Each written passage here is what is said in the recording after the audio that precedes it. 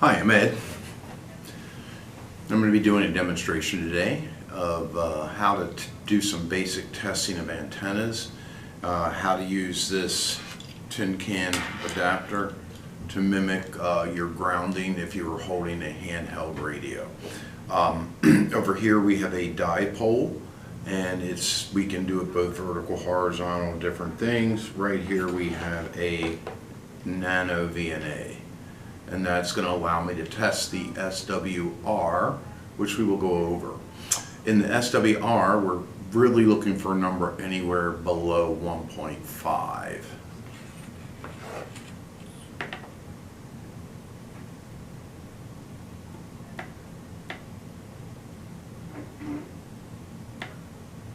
So if I pause the sweep here, we're getting a 1.214.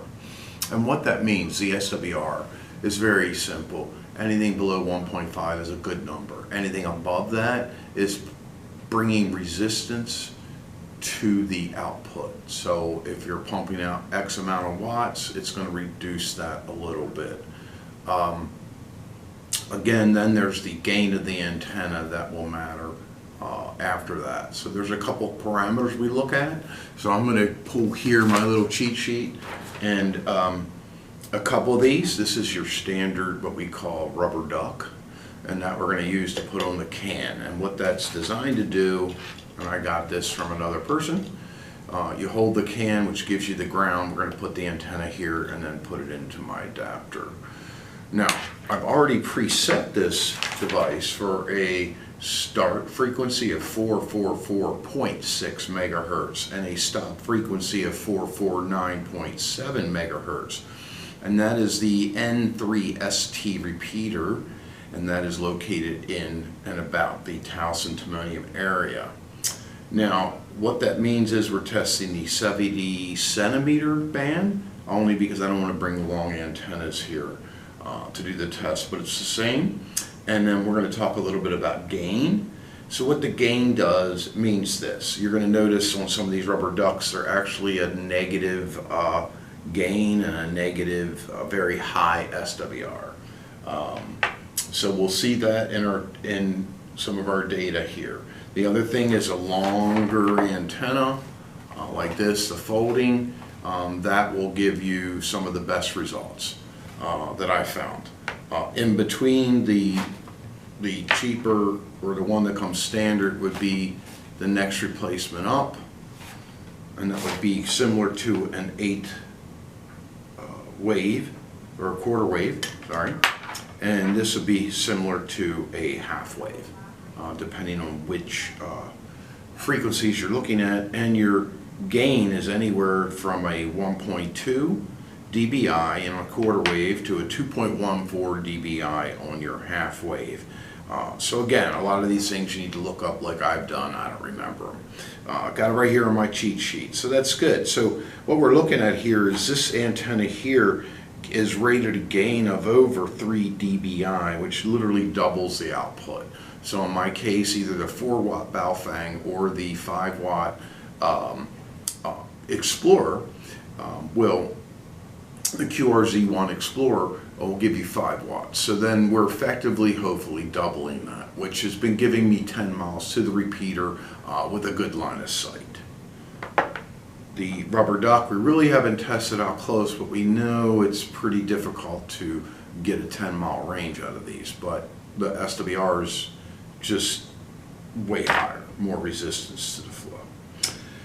Anyway, hopefully that helps, and what we're going to do here is just do a quick test of an antenna just to show you what we're doing.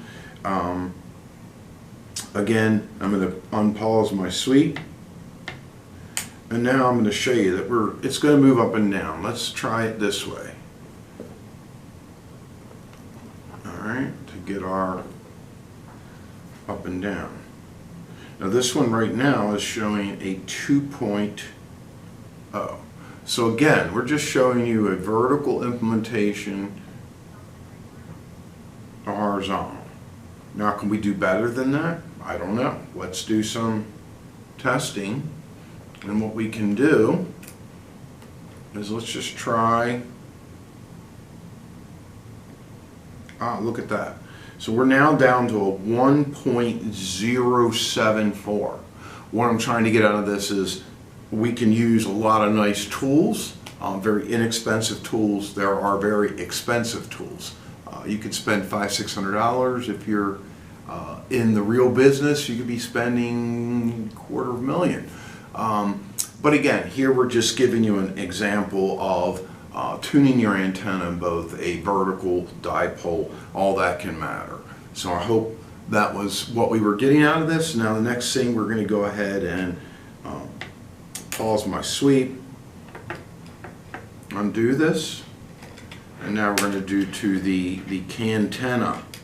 Now again, you normally are going to hold the radio, but I can't do that plus get this test rig in.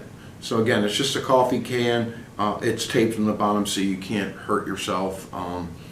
Again, we're going to go ahead and put the rubber duck in.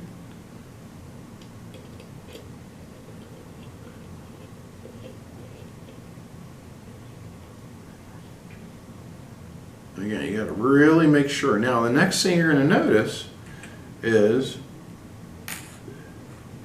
you need to hold it about where you would be talking. And I know that makes no sense, but trust me, all these things do matter. You have to be very consistent on your tests. Now in this particular test here, I'm running about a 2.8 on this particular 70 centimeter band. And again, I'm sweeping for a specific frequency range. And again, this one went 2.8. Over there we got it down to 1. So this antenna over there would be better than this one that I'm holding here. But it's just a really interesting thing. Again, if you move it away, sometimes further, closer, you can get a thing. But again, it's literally designed and tuned to be here. It's designed to kind of work, but not to be the most optimal. And of course not add a lot of price point to it. So again, we're running anywhere from 2.8. So let's go ahead and take this off. See if we get any better with the, this is similar to a 701. Obviously many different people make it. And this hold that we're actually getting under 2.0. Some sweeps, let's get a little closer. So again, it does a little bit better depending on the on how well we're getting the sweep here. But yeah, it's a little bit more optimal, and of course it doesn't get in your way as much. All right, makes sense. And now, go ahead and put the larger tactical.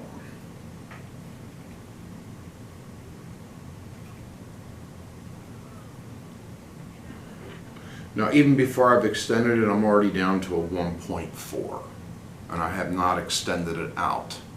Again, what you're going to notice is sometimes bigger is better.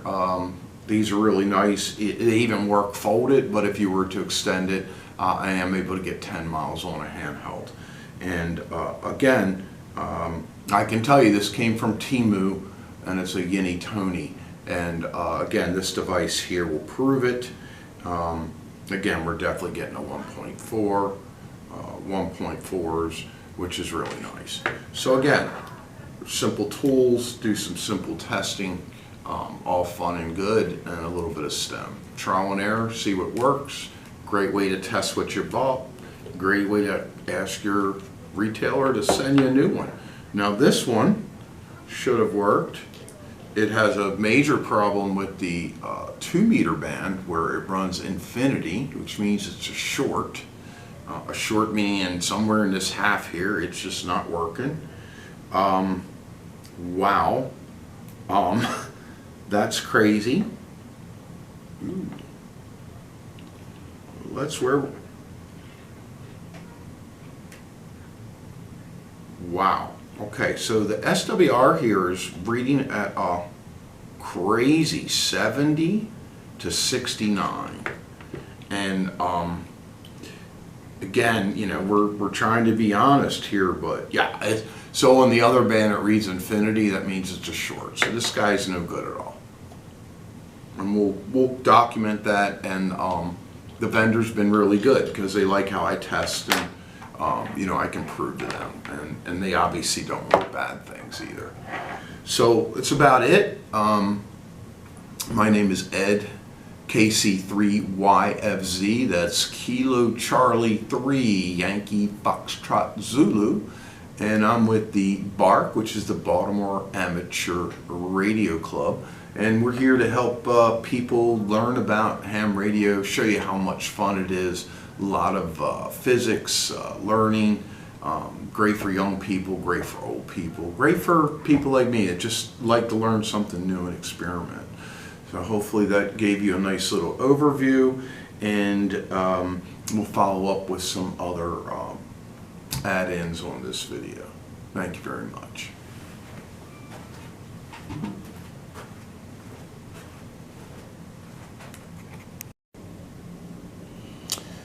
Okay, so here we see the photo or the display. And what we're looking at here, hopefully we can get the, there we go. So what we're looking at, let me use a little pointer here. I'm right about the top mark here is your SWR.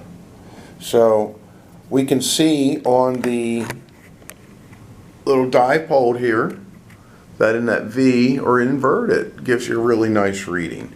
So again, in the real ham world, when they get to the 10 meter and the high frequency, a lot of it is tuning and balancing your antenna to match the frequency in the area, or getting a good combination or good setup. So here we can see, we do get data. You're going to see the Smith chart, which is that green little mark there, which isn't really bad. Where are we showing? We're right at about 51 ohms, so we want to be 50. It's a pretty incredible match there. So again, I'm still learning this. I'm not an expert, but in 2 hours I picked it up. And again, what I'm doing this for is I want to see how the ham radio, the one that comes from the Explorer kit, which is right here, and that's 5 watts, and I'm going to compare that to the Baofeng, which is the GT5, and then you know, compare it when you get to the Jumpstart kit, which again, you got to get that done because I think they end that program end of March this year until supplies run out. So for me, I think it came to $32 for the radio antenna programming kit, programming software. So $100 deal, and you get for like $32, not bad. Baofeng's going to run you a little more. I think they're running about $25, and then, you know, programming cable adds 10, yada yada. So you get it. What we're looking here is really just nothing more than my little test that I was trying to run, and that was just for the different antennas. Checking here some of my repeater tests, and I'm going to post that out so other people can duplicate it. But what I'm trying to do is get a feel for where the repeater antenna is, where I can get to it, where I can hear from it, where I can ride mobile on the highway here, where I can actually talk. So I've actually done these 2 paths here, which is about giving me 10 miles into Towson. So I think I can get that everywhere around with the tactical. Smaller, you're going to have to get in closer. But again, I'll narrow that down the more I test.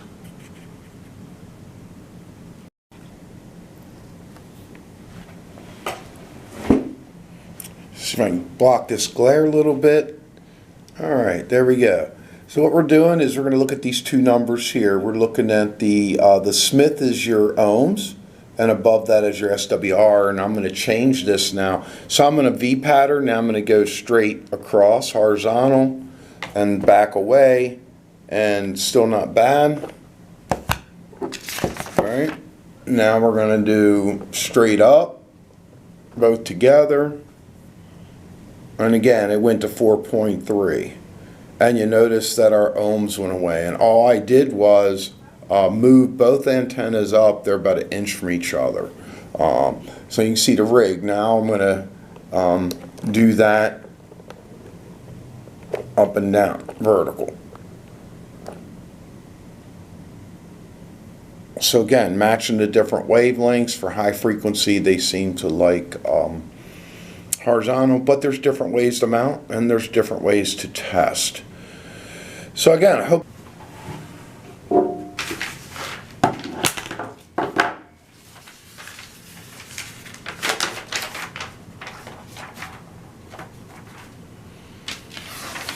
okay, some quick information here. We're going to go over what we call ground plane. A little bit about antennas. If I got one going up, normally here's the earth. Now, with that antenna, if you notice the dipole was like this, there is a space here. Okay. If you move that up, one side acts as the ground plane. Sometimes you'll be out looking at other antennas and you're going to see this, and then 3 or 4 radials, maybe more, set at a different angle depending on your frequency and the height. That is what you call the ground plane. Another way of doing it, if I have a magnetic mount, it's a magnet, an antenna here, I put it on a car. I can take that home, put that on a metal plate. I can actually add a window screen, which I've done myself, and actually get my SWR even lower. So it's pretty amazing just talking about ground planes. So again, more you can play with as long as you can have a way of measuring it. We've already talked about the basic SWR rating and also your antenna gain, and the fact that both of these radios work on 2 different bands. We have the 2 meter band, which is approximately your 144 to 148 megahertz, and your 70 centimeter band, which is your 420 to 450 megahertz. So again, the higher frequency is a shorter wavelength. It goes through buildings a little different in the city. The other wavelengths go a little longer. So by having both different bands gives you good coverage. So what we're going to talk about real quick here is just the word simplex and duplex and repeaters, and then you'll get the idea. So if we draw a circle, it's a big town, and we have a tower here, let's say. That's going to be our repeater. Got my little person here with the handheld, a person here. Now, if they are trying to do simplex, they want to talk here to here, one way. But if they're real far away, they can't do that. But what they can take advantage of is a repeater. And a repeater is going to be usually higher, a better, broader ability of the antenna to get gain. It's also going to be more powerful. So in my case, I'm able to go from my handheld 10 miles, okay, to this, and then actually talk to someone way over here another 10 miles. So that's over 20 miles of distance by using the repeater system. And how that works is there's 2 frequencies, there's an input and an output,